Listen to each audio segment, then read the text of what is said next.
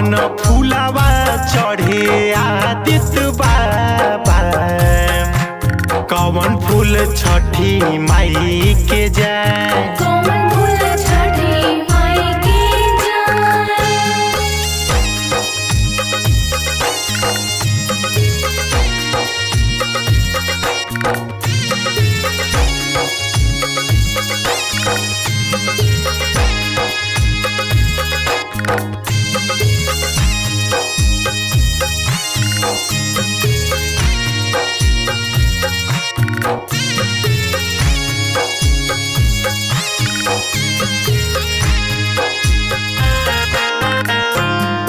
बेला फूलावा फूले आधी रतिया, फूल चमेली भीनुसा, फूल चमेली भीनुसार।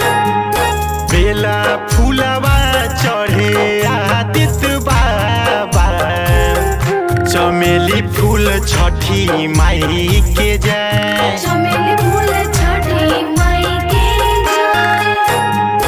कवन फूलावा फूले आधी रतिया, कवन फूल खिले भीनुसार, कवन फूल खिले भीनुसार।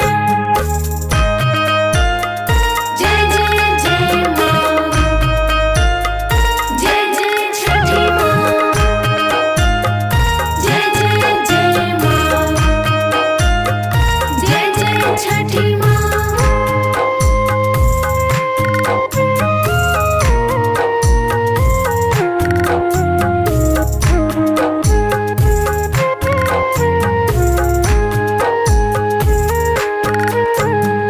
घटवा पर जाई के बझिनिया, छठी माई से करले गोहार, छठी माई से करले गुहार। बिनती के सुनी छठी मैया, कैली बड़ा उपकार, कोइली बड़ा उपकार।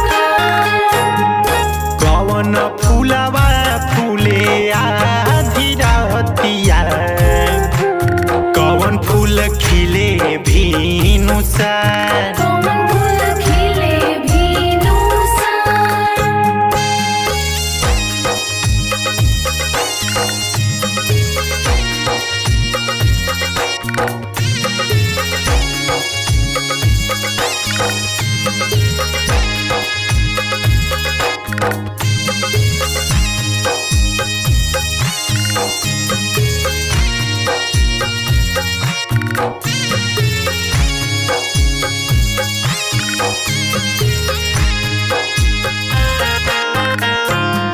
नवहे महीना रे बजिनिया, भरी हे गोदिया तोहार, भरे हे गोदिया तोहार। विजय प्रदीप रमेश के छठी मैया सुनली